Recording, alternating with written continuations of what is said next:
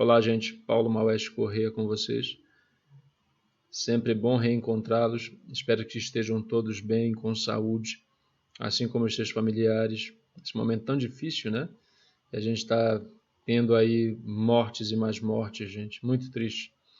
E uma das alternativas para a gente que fica em casa, porque pode ficar em casa, é ter contato com os livros. Nós que amamos a leitura, que amamos a arte, a cultura, temos esse refúgio nos livros. E o vídeo de hoje é para partilhar as considerações que eu tenho a fazer a respeito de um livro no qual eu me refugiei durante esse período mais recente de reclusão devido à pandemia. Eu estou me referindo ao livro do meu amigo Nicodemos Sena, A Noite é dos Pássaros. Esse livro aqui, gente, deixa eu enquadrar aqui, pronto. Esse livro aqui, gente, já foi brevemente apresentado, né? Eu dei uma sugestão do que, de repente, eu poderia encontrar nele, né? Foi uma expectativa. Num outro vídeo que eu fiz a respeito do Nicodemos Sena, ele tem dois vídeos aqui, né? Um em que ele é o assunto e o outro em que ele está presente comigo, batendo um papo, apresentando suas memórias literárias. Ele que é paraense do município de Santarém e que está radicado em São Paulo. Meu irmão, grande abraço para ti. Muito, muito feliz mesmo com a tua produção e, puxa, muito agradecido por tu teres mandado alguns livros para mim. Eu vou mostrar para o pessoal o que eu recebi pelos correios, né? Aqui a foto do Nicodemos, todo estiloso, né? Esse livro aqui, gente, é uma maravilha de obra.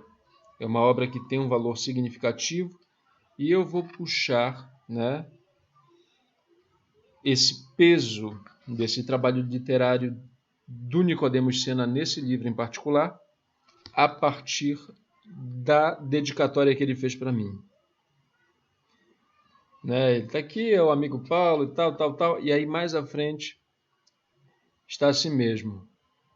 Este A Noite é para os Pássaros, um mergulho nas águas de muitas gerações. É isso que me interessa. Né? Eu vou mergulhar junto com vocês nessas águas de muitas gerações. Povo, esse é um trabalho que eu diria que após o Gonçalves Dias é o que há de mais destacável quando o assunto é antropofagia na literatura brasileira. O Gonçalves Dias, num poema antológico, gente, chamado Ijucapirama, mostra como se processava o ritual da antropofagia, né? Vocês sabem, sou bravo, sou forte, sou filho do norte, né? E aí vai embora no poema que é maravilhoso também. E antes do Gonçalves Dias, o registro detalhado disso se encontra num livro de um alemão chamado Hans Staden. Eu tenho uma edição simples, é essa daqui, da Martin Claret, Viagem ao Brasil. O Hans Staden foi, no século XVI, capturado, né, por índios antropófagos e passou por todo o processo de preparação para ser devorado, né? Conseguiu escapar e escreveu esse livro e publicou, né? Aqui o texto introdutório está datado de 1556. E o livro do Nicodemos Sena, gente, começa exatamente fazendo uma evocação ao livro do Hans Staden. O personagem principal dessa obra se chama Alexandre Rodrigo Ferreira. A gente pode até se iludir confundindo com um personagem da história, que é o Alexandre Rodrigues Ferreira. A intenção é essa, dar uma sugestão de que seria ele, mas com toda uma licença poética, gente, para não transpor de fato o que foi a biografia desse personagem, que é importante, que escreveu um livro, né? Fez uma viagem, era um naturalista brasileiro, viajou pelo Brasil, né? E especialmente pela Amazônia, e publicou esse trabalho aí, Viagem Filosófica. maravilhoso. O conjunto de ilustrações é uma maravilha, tá? E aí, gente, já começa desde o início. Olha, o primeiro capítulo é esse: um ateu entre selvagens. Esse é o perfil do personagem, né? Ele é um ateu. E aí diz o seguinte: não fosse a sombria expectativa da minha morte próxima, eu, Alexandre Rodrigo Ferreira, não Rodrigues, Rodrigo, né? Então já dá uma sugestão de que esse texto vai pisar no terreno do romance histórico. Entretanto, isso não é o que acontece propriamente, porque a biografia do personagem é completamente ou significativamente diferente da biografia do naturalista brasileiro, tá? O que acontece é que esse personagem, como naturalista, assim como o personagem da vida real, vai dar um balão, né? Acompanhado de um índio, e esse índio o entrega para uma tribo que praticava antropofagia. Ele, capturado, humilhado, espancado, passa por 1001 provações, né? Tem um acalanto também, né?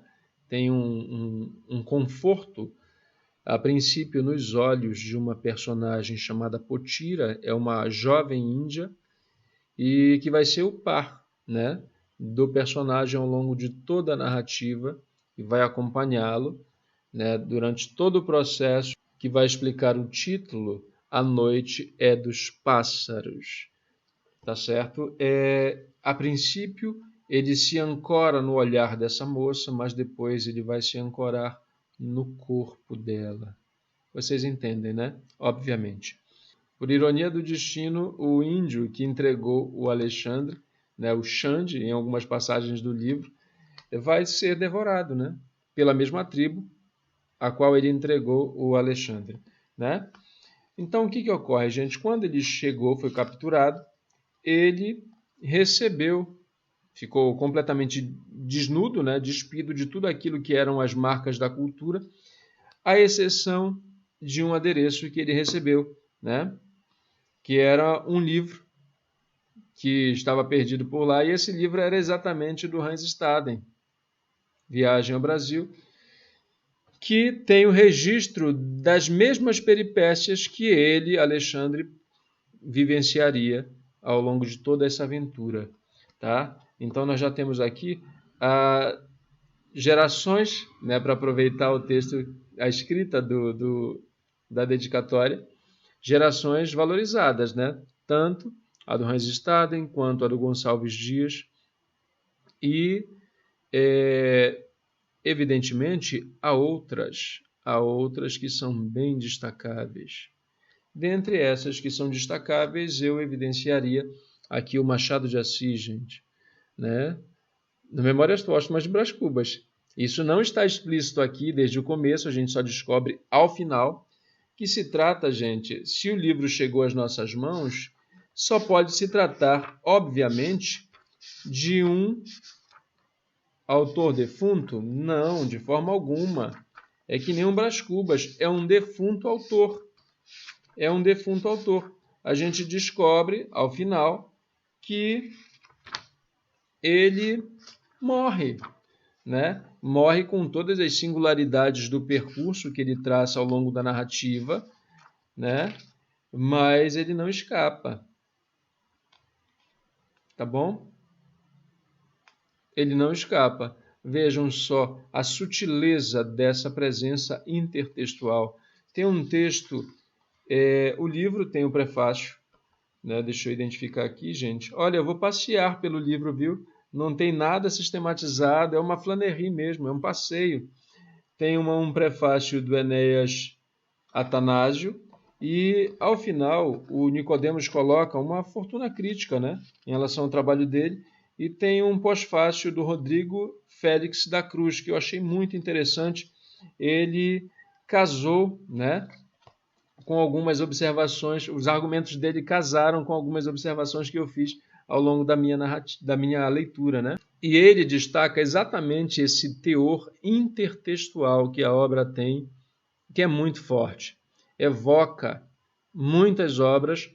O Brás Cubas está assim subliminar, né, nessa marcação intertextual.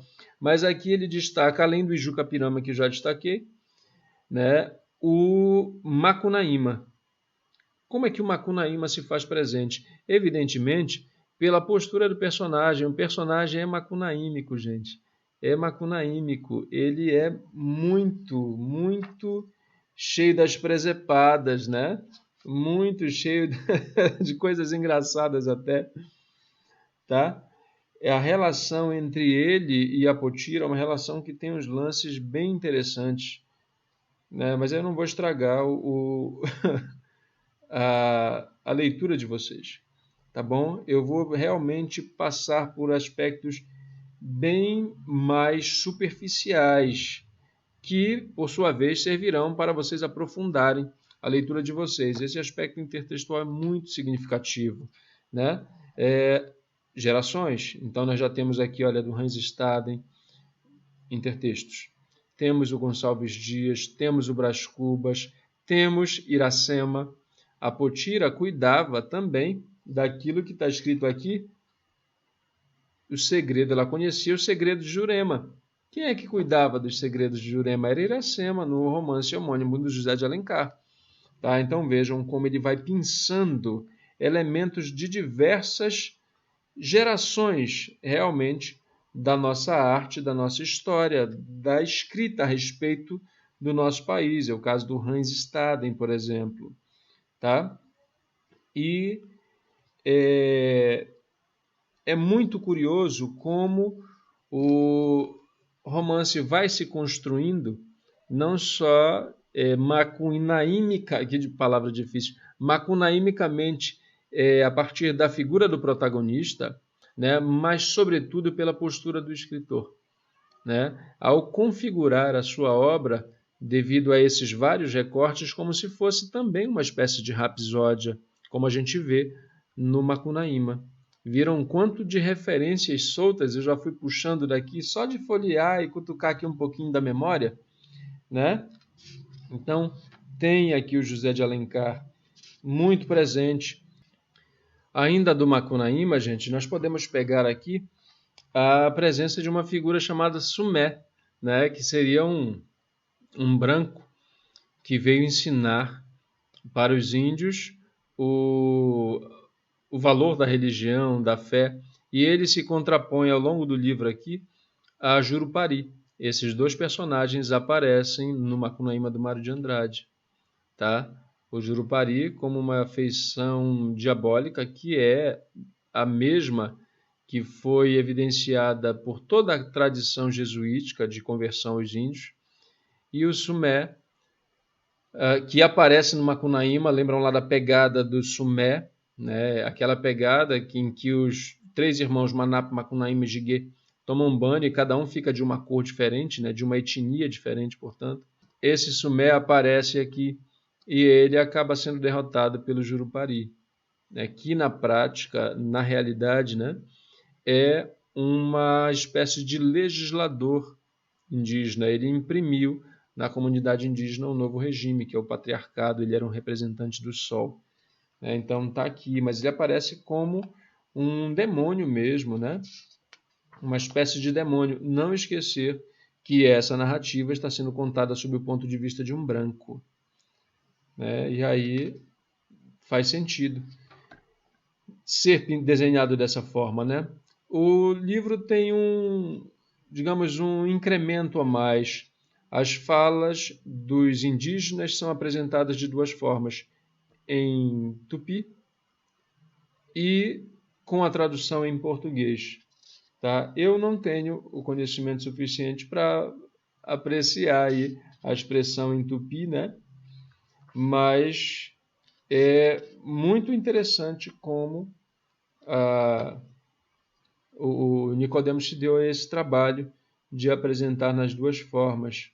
O que ocorre, gente? Esse personagem Alexandre, né, é confundido com o Sumé, porque o Sumé era branco, então seria uma espécie de retorno do Sumé. E aí alguns acreditam, a Potira até dá um crédito para ele, mas a maioria da comunidade não reconhece que ele seja o Sumé. que tenha retornado para a aldeia, né? De forma alguma. Tem umas cenas eróticas aqui muito interessantes, gente. Muito interessantes mesmo. Ele incrementa algumas passagens com elementos do imaginário, né? Por exemplo, a mãe d'água, quando o rio dorme, senta-se na proa das canoas e penteia seus lindos cabelos à luz do luar. É uma imagem que é muito comum, né? Desenhada pela tradição realmente, envolvendo essa figura da mãe d'água, em alguns lugares também chamada de Yara, né? Tem umas imagens realmente muito lindas, muito poéticas aqui.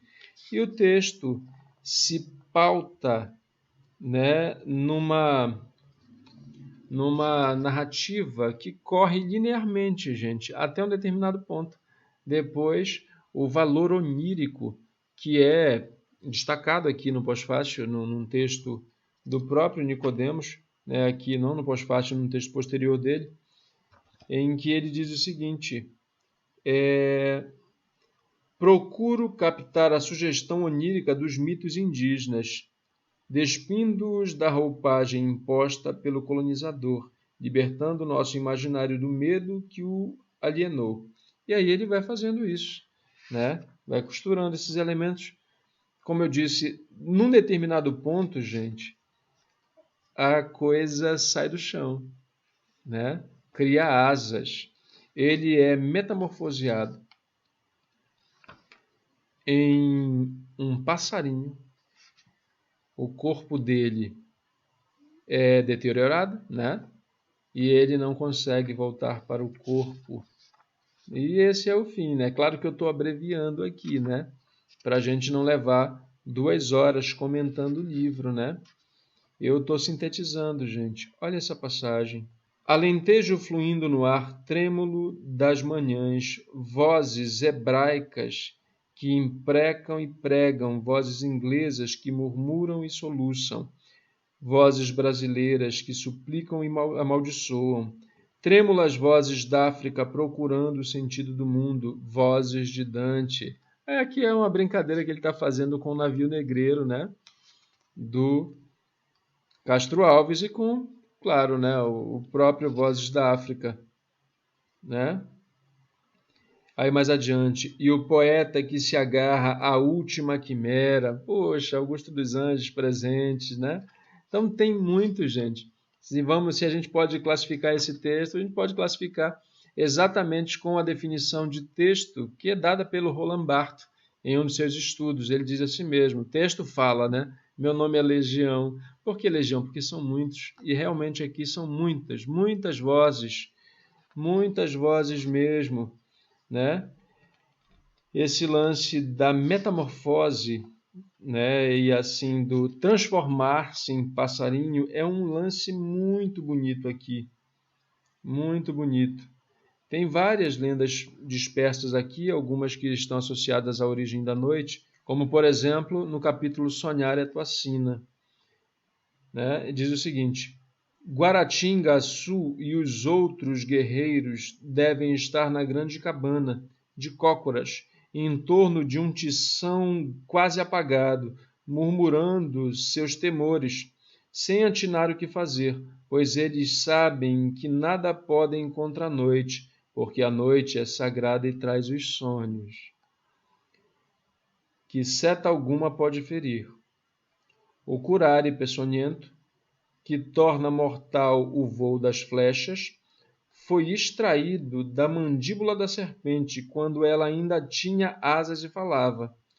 Picado pela víbora, a mente do homem abriu-se para o bem e para o mal, para o claro e o escuro, o certo e o errado.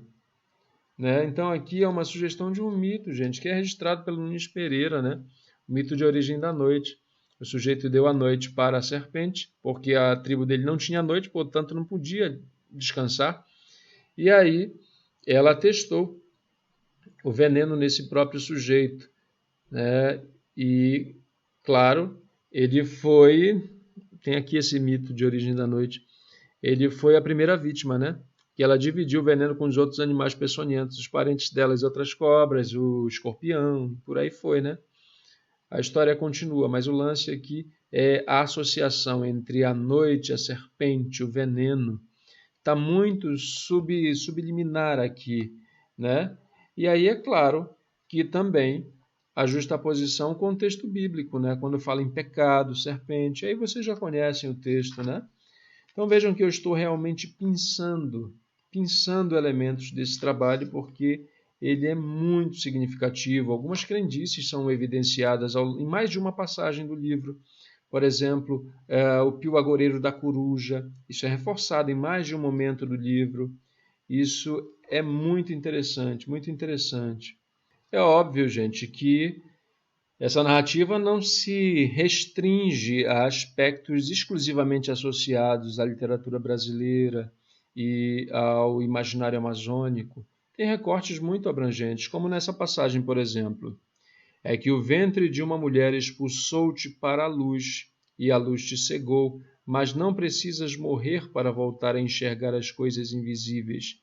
Basta ajustar os símbolos à realidade, procurar o homem na paisagem da vida e fixar a vida no panorama da Terra. Aqui, gente, é a alegoria da caverna do Platão, né? Sai do útero da grande mãe para apreciar os objetos reais propriamente, e a primeira ação, como nunca se tinha visto a luz, é ficar cego, né? É uma metáfora de um renascimento.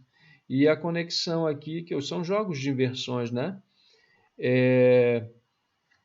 Ver os objetos reais no Platão e aqui ver as coisas invisíveis, né? Fora da caverna. Tem todo um jogo, gente, é muito, muito interessante. Muito interessante mesmo. Né? Deixa eu ver o que ainda posso destacar aqui. O que eu posso mesmo, gente, não é o que eu quero, porque eu gostaria de destacar muito mais, né? Mas eu acho que já deu para o gasto. É recomendação de leitura, gente. A Noite é dos Pássaros, tá? No final das contas, ele se metamorfoseia em pássaro e aparece um monte de pássaros, né? Que vão fazer ali o percurso junto com ele, tá certo? É uma cena que lembra muito, por exemplo, me fez lembrar de duas passagens muito interessantes na cultura, claro, do cinema, né? Lá o filme do Alfred Hitchcock, mas no plano que a gente está pisando aqui, mais seguro, que é para a gente, né? Que é o da literatura, me fez lembrar da Jangada de Pedra do Saramago. Tem um personagem, as coisas começam a acontecer estranhamente com vários personagens, né? A Península Ibérica se solta do continente e começa a navegar, né? Como se fosse uma jangada. Daí o título Jangada de Pedra.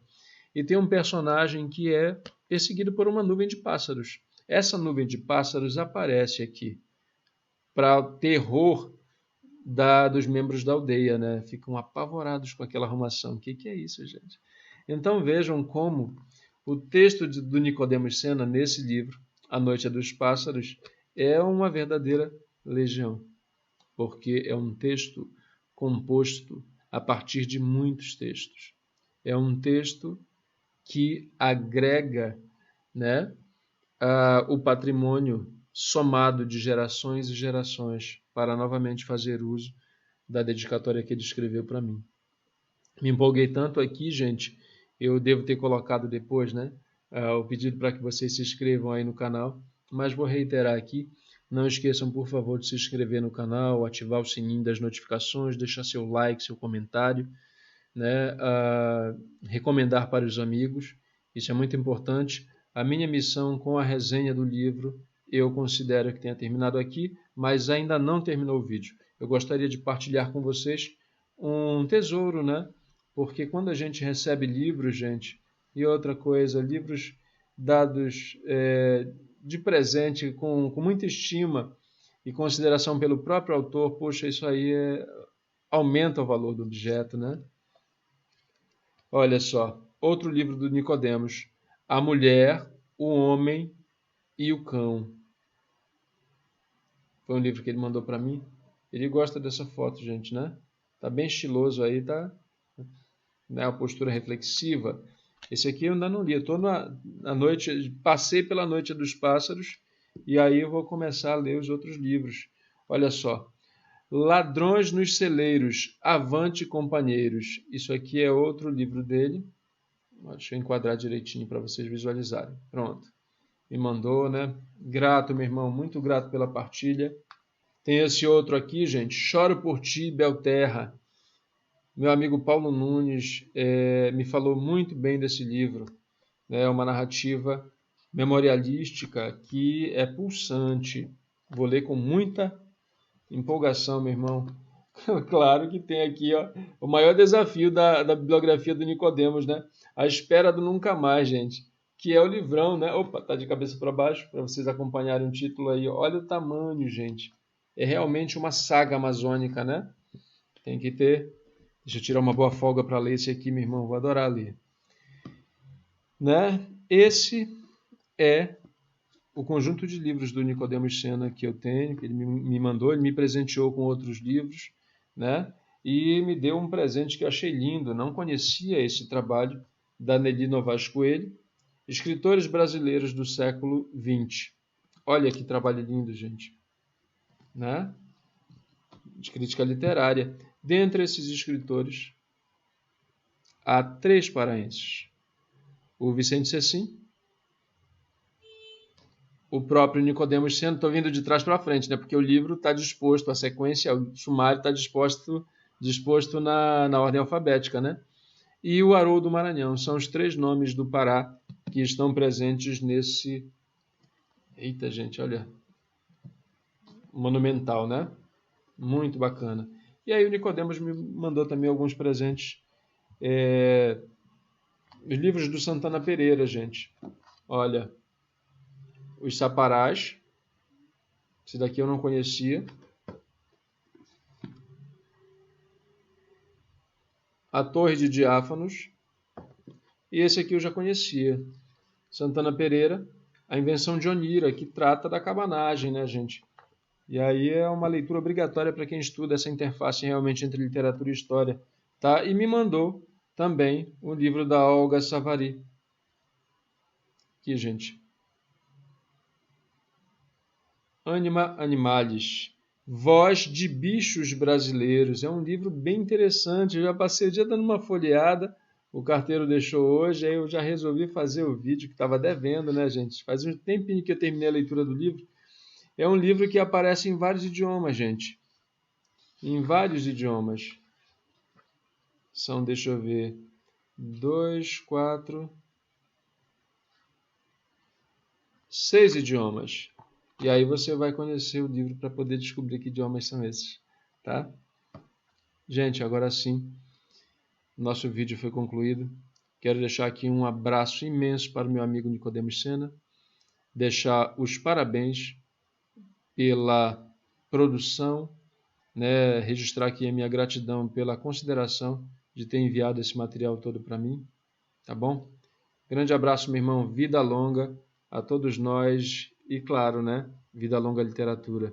O que seria da nossa história, da nossa cultura, se não fosse mais, que seríamos de nós, se não fosse esse acalanto que a literatura pode nos proporcionar. E eu te agradeço por me permitir que, durante essa reclusão, o teu livro tenha sido um desses espaços de refúgio para mim, ao longo dessa jornada tão grande, nesse espaço aqui da minha casa. A gente já passou um ano, né? É isso. Não esqueça de se inscrever aí, gente. Grande abraço, Nicodemos. Um abraço fraterno, meu irmão, aqui das bandas do Pará, das bandas da Amazônia, para ti, que assim como Macunaíma foi para São Paulo, né? Valeu, meu irmão. O percurso da minha leitura foi todo macunaímico, né? Parabéns pela composição rapsódica e depois eu vou ler os outros, meu irmão. Muito grato. Gente, até a próxima. Tchau, tchau.